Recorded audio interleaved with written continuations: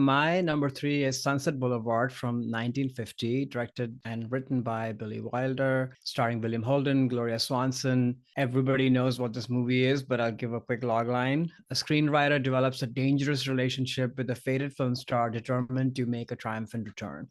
So obviously I've seen this movie many times before, but listeners who followed us might have noticed that in my intro now, I'm in LA as well. And that happened in the beginning of 2024. So, I've lived here before. This is where Alex and I met years ago when I was here previously. So it's a bit of a return to this town. And obviously, being close here in person with Alex and other friends from the past, but also being back in movie land, like this is no matter what, I think this town will always represent the magic of movies and the hustle that comes with making movies and the downfall and the heartache and the blood, sweat, and tears and the delight and the joy, So this town will always represent that to me. And I wanted to put Sunset Boulevard because no movie in my mind captures that push and pull and the love and the trauma that people feel with this town better than Sunset Boulevard. So I'll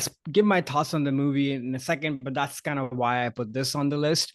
I also think this time around, since I moved here with my partner, it was fun watching this movie and then actually driving around, Bel Air. And I mean, I've never done any of those like star home tours, but we just, did a little bit of Googling and just drove by Lucille Ball's house or Jimmy Stewart's house. And it's sort of been fun to kind of go back in the history of Hollywood. We've been making a point to go to old restaurants that are still existing, like Dantana's and such, who are part of the fabric of the town, but also the fabric of Hollywood history. So I don't know. I'm sort of like falling back in love with LA through the movies. And this movie sort of started that because maybe this was the first movie we watched after we'd opened, everything up and set up our Cool. new place. So That's awesome. Yeah, this movie, first of all, it's great to have you in LA.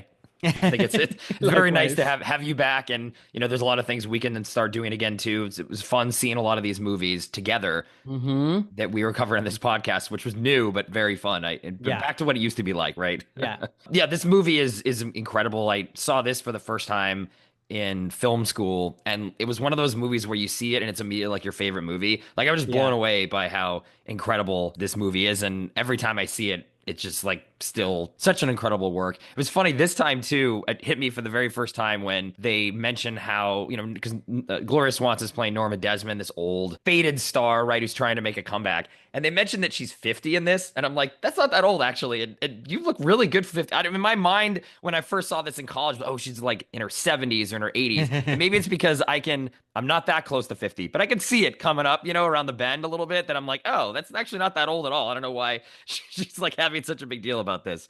But it was awesome to come back to this movie. And like you said, I think it really captures the allure of Hollywood because it's really cool to in her house how they have her little movie theater and they're watching these silent Hmm. movies and talking about at that time like the good old days before sound ruined everything and there it's got this reverence for Hollywood history. And then the movie was made, I guess, 70 years ago. So this movie's now Hollywood history, obviously. But I love how Hmm. the movie is still being nostalgic and reflective on how important Hollywood was for Los Angeles and the film industry. So it's fun to watch a movie that is now old, sort of doing that, because I enjoy doing that a lot too. The things you mentioned about going to all these places in LA that are, Hmm. famous filming locations or studio lots or restaurants. And I have done the Star Homes tour thing. It's really fun. It's super cheesy, but I highly recommend it. It's a fun thing to do on a weekend. But there's a lot of history here in LA, and Yeah. sometimes it's easy to forget that because the city is still so vibrant and changing and moving forward. LA is not a town that does a lot of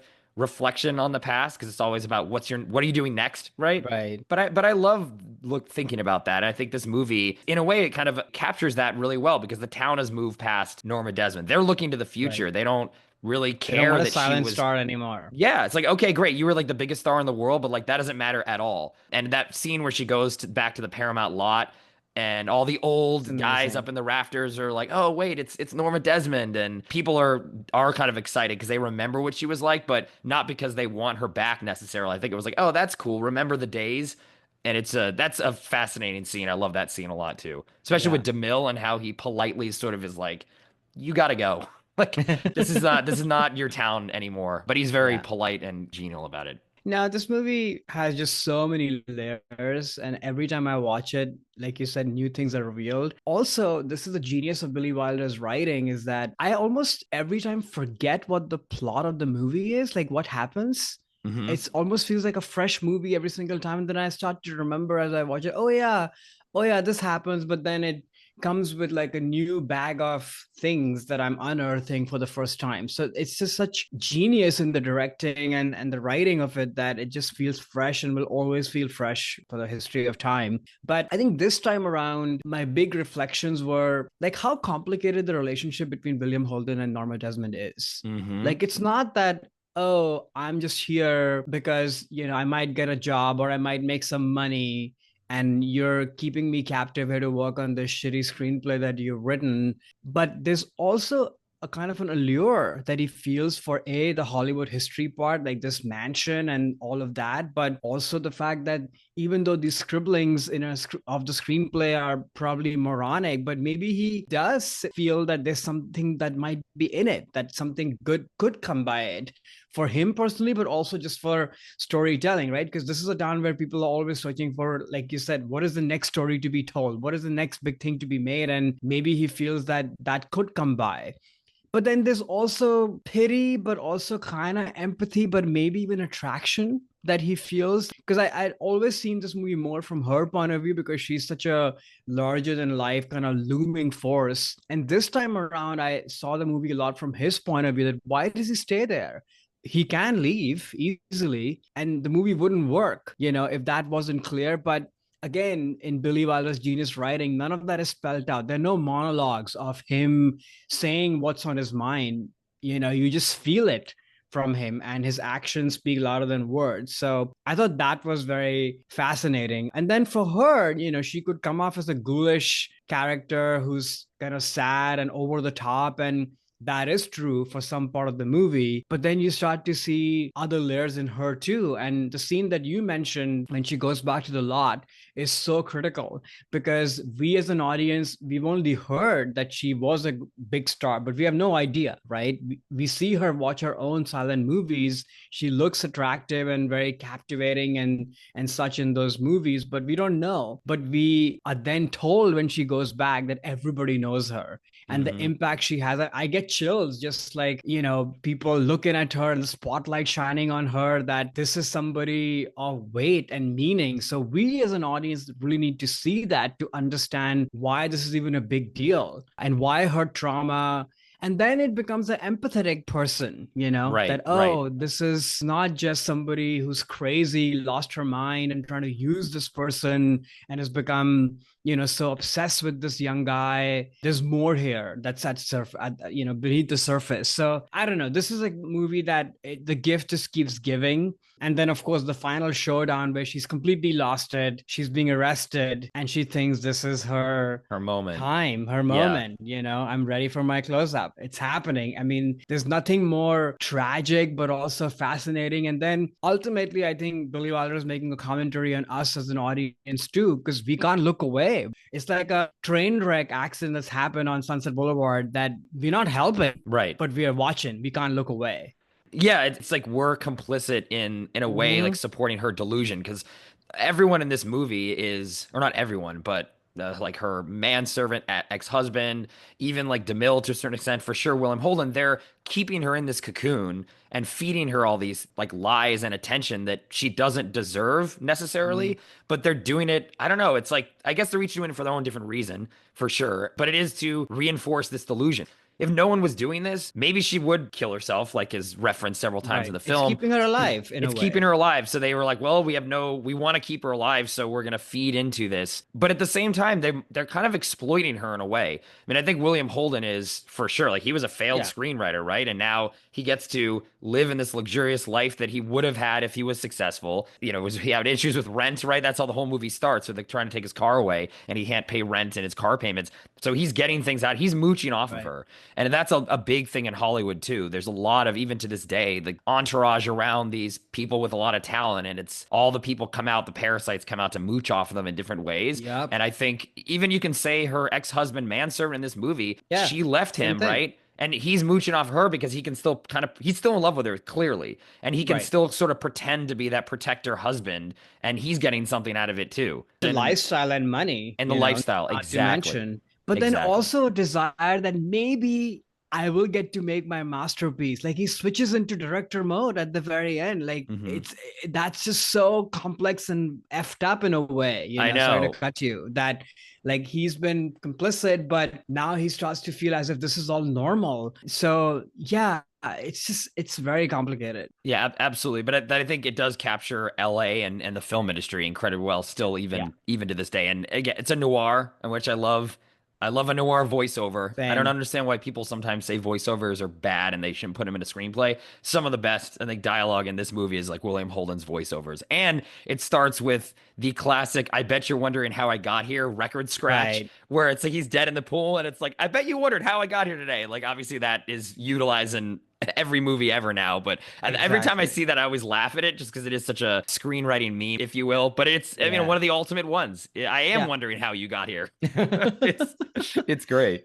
Yeah, and speaking of like the staging of the movie, every department shines. Like that shot of him floating in the pool, which is iconic, and it never gets old. It still takes my breath away. The way it's shot, obviously the music, the whole thing. I mean, her place, the every detail of that. The whole movie is mounted in such a beautiful way, but it's all in a way to serve the story and these characters. Like it doesn't feel indulgent. If this movie were made now, it'll run the risk. See Babylon. Oh God. Don't see Babylon. The other person I want to mention is the other screenwriter, the young woman who's working with William Holden. Her character is a very important character. Betty is super important because it shows that William Holden's character could have another way. A, love in life. B, a screenwriting partner who seems to be really good and wants to go places and is ambitious, and they could become a team. But it shows you the psychology of people, but also psychology of this town, that you're so trapped in your own demons. Hmm. In case of William Holden, where he feels like he knows that some part of his brain that I should leave Norma and just go do this and be with this girl who he clearly likes and she likes him back, but he can't, he's in his own way, like a lot of us, but especially in this town where you feel like maybe that's a harder road. Maybe it'll be easier to just stay with Norma and maybe something comes out of this, or maybe I'll just mooch off of her riches, or maybe I'm attracted to her, or maybe you don't know anything about his backstory, what he kind of relationship he had with his parents or his Right. mom. So there's maybe that at play here. Who knows? But that character is so important to show what it could be. Otherwise, the audience would be like, why wouldn't you leave? And that tension makes it a lot more interesting and engaging, I think. Oh, definitely. I mean, it's the classic, like, do you choose love or career or love or success? And I think he knows deep down that he's always going to chase after career or success or money, and it's But that's love the is not going sad to be important part. to him. He could get career with Betty too, because she's a screenwriter, but he doesn't sort of see that fully. He Yeah, wants the easier path of just easy. mooching off of this person. Yeah, he found a That's why if it shortcut. were just love, like this was some random person he met in, I don't know, a cafeteria, it will be different. This is not just love, it could be more. And yet he doesn't take it, which makes it even more interesting, I think. Yeah, he doesn't have to try. He already has that with Norm, and that in terms of the True. success that comes, not the notoriety, or maybe the screenplay he's writing is never going to get produced, but he has all the positives that come along with a successful career, a giant house, never have to worry about all these Right. things. He's like, hey, look, I found the short path to where I want to get at. I don't even have to actually try to be a screenwriter anymore because maybe that doesn't really matter to me either. It was just about this goal of a lifestyle is maybe what he Right. was chasing this whole time. And I think you're right. He knows that deep down inside. So I do love that scene too when he basically has to tell Betty, like, no, go off and marry this guy. I'm not the right guy for you, kind of thing. Because it is very revealing on what kind of person this guy is, like who William Holden's character is, which is not, yeah, he's a screwed up guy, not a good guy. But I love that her reaction and his reaction too. Like he doesn't want to say this to her, but he sort of knows it's the right thing to do because he already found his Yeah. ticket and he's like, look, you want a happy life, you have this guy that just go off and be with him in Arizona. Which is another noir thing, right? Like, I mean, other than Betty, I mean, we don't know much about her, but like these two people and everybody else that we mentioned, they're not good people. No. These are people who use each other. They have very low self-esteem. they're parasitic in some way or the other. I mean, Norma is the biggest parasite because she's feeding off her own self, her Right. own grandeur. It's a very tragic and sad, but also self-eating kind of character. So these are not good people. None of them are. And you could argue they're fractions of the system of Hollywood that they've been put in this place. But I think, yeah, that's true. But I think they are also not helping their own causes by the choices that they're making themselves and the character they inhabit. And that's what makes it more interesting, because if it were just system outputs and victims, then that would get boring. And also, it would not be true to life, because in my mind, it's always both of those things at play. It's like It's people are attracted to certain types of careers and certain places. And yes, the systems and Hollywood and how it treats its creatives, especially, is tough and can bring out certain yeah, bad sides of you too. But, certain people just get attracted to that yeah, it's also lifestyle who or you way. are. That's Yeah, exactly just who you are. And I think this movie does a fantastic job of the more like darker and tragic and alluring sides of Hollywood and sort of what comes along with that. And then, to a greater extent, Los Angeles, you could also throw in there right. too, because this is definitely a company town. Reminds me a lot of the episode we did on